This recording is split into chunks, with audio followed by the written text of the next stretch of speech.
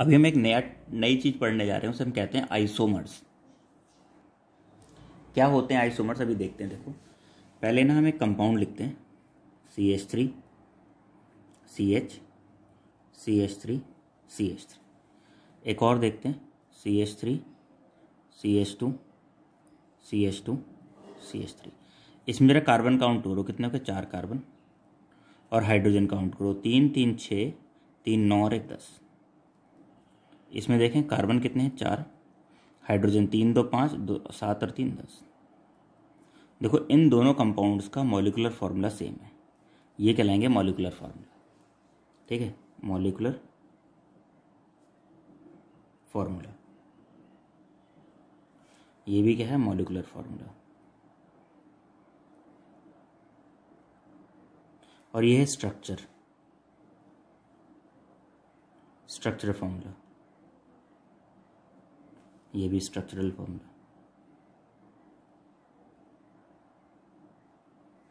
अगर कोई कंपाउंड ऐसे हैं जिनका मॉलिक्यूलर फार्मूला सेम है लेकिन स्ट्रक्चर डिफरेंट है, तो उन्हें हम क्या कहते हैं, आइसोमर्स। क्लियर? तो आइसोमर्स क्या हुए, those compounds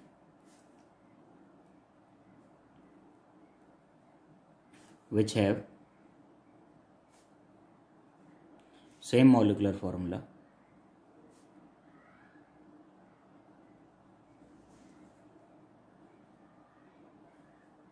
but different structural formula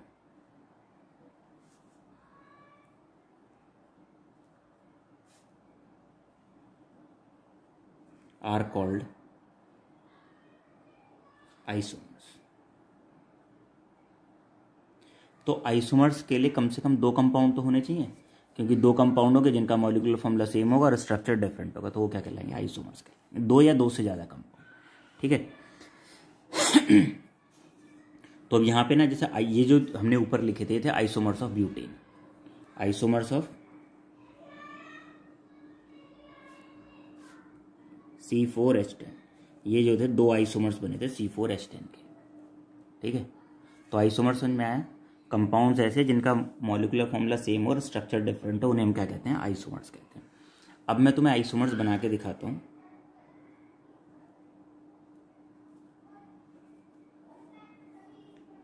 C5H12 के, अब देखो 5 कार्बन है और कितने, 12 हाइड्रोजन है। इनके आइसोमर्स, इसके आइसोमर बनाने हैं। तो आइसोमर बनाने के लिए सबसे पहले हम क्या स्केलेटन लिखते हैं। तो पहले मैंने 5 कार्बन वाले एक चेन लिख दी। देखो 5 कार्बन है इसमें। ठीक है, अब हम क्या करते हैं, यहाँ से एक कार्बन हटा लेते हैं। उस कार्बन को हटा के कहीं चिपकाएंगे। जब एक हटाएंगे तो 4 बच जाएंगे चेन में। अब फर्स्ट और लास्ट पे मत लगाना, क्योंकि फर्स्ट पे लगा दोगे तो वापस वही बन जाएगा, लास्ट पे लगा दोगे तो भी वही बन जाएगा। तो उस जो हमने यहाँ से कार्बन हटाया था उसके लिए 2 पोजीशन बचती है, ये और ये। ठीक है, तो हमने यहाँ लगा दिया। कोई कहेगा यहाँ लगा दो, यहाँ लगा दो, तो ये दोनों सेम ही बात हो गई। क्योंकि अगर इसका नाम लिखेंगे तो 2 मिथाइल ब्यूटेन और इसका नाम भी क्या होगा, 2 मिथाइल ब्यूटेन। तो दोनों सेम ही है ना, नाम सेम है तो कंपाउंड सेम है, तो इसलिए इसे लिखने की जरूरत नहीं है। ठीक है, अगर IUPAC नेम सेम है तो इसका मतलब कंपाउंड क्या है, वो सेम है। इसका नाम क्या होगा, पेंटेन। भाई 5 कार्बन है, हाइड्रोजन मैंने जानबूझ के लगाए, वो लगा लेंगे।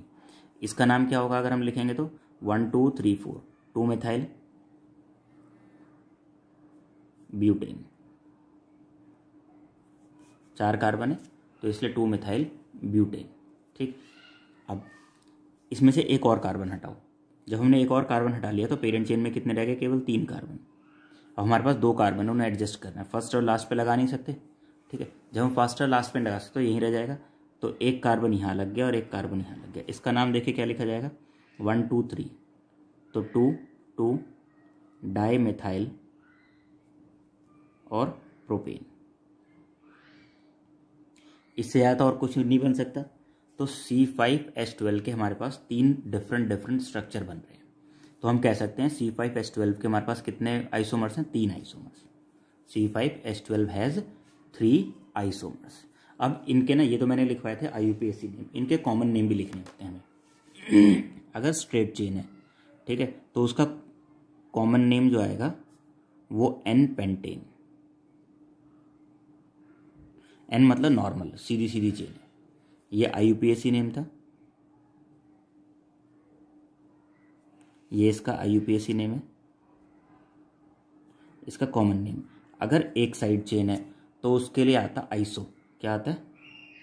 आइसो। और total count, total number of carbon atom count किए जाते हैं कॉमन नेम में। कितने? 5 है ना, तो आइसोपेंटेन। ये इसका IUPAC नेम है, और इसी का अगर हम कॉमन नेम लिखेंगे, अगर 2 साइड चेन है तो उसके लिए वर्ड यूज करते हैं नियो, NEO, नियो। और टोटल कितने? 5 कार्बन है, तो नियोपेंटेन। ठीक है, ध्यान रखना। अगर सीधी सीधी चेन है तो नॉर्मल पेंटेन, अगर एक साइड चेन है तो आइसो वर्ड यूज होगा, टोटल 5 कार्बन तो पेंटेन। अब यहाँ पे 2 साइड चेन है तो वर्ड नियो यूज होगा, और 5 कार्बन तो पेंटेन, तो नियो पेंटेन। अगर इसमें हाइड्रोजन पूरे करना चाहोगे तुम, तो हाइड्रोजन बड़े आसानी से पूरे कर सकते हो, 1 1 1। तो हाइड्रोजन इस तरह से अपने पूरे पूरे कार्बन की वैलेंसी 4 4 करते चले जाना।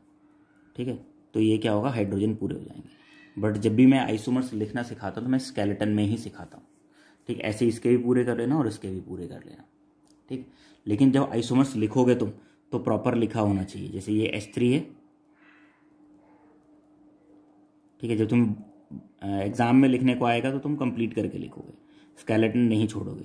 लेकिन स्टार्टिंग में स्केलेटन ही बनाना, क्योंकि जब तुम स्केलेटन बना लोगे ना तो वो आसानी से बन जाता है स्केलेटन, उसमें दिक्कत नहीं होती। अब तुम इसमें किसी में भी काउंट कर सकते हो। देखो, सब में नंबर ऑफ कार्बन एटम जितने मांगे थे उतने ही होंगे, और हाइड्रोजन भी उतने होंगे। C5H12 का था, देखो इसमें देखो 1 2 3 4 5 5 कार्बन हो गए, हाइड्रोजन 3 3 6 3 9 और 3 12। इस वाले में देखो 1 2 3 4 5 कार्बन है, 3 हाइड्रोजन 6 7 2 9 10 11 12। इसमें देख लो 1 2 3 4 5 कार्बन है, हाइड्रोजन 1 2 3 4 5 6 7 8 9 10 11 12 पूरे हो गए, है ना।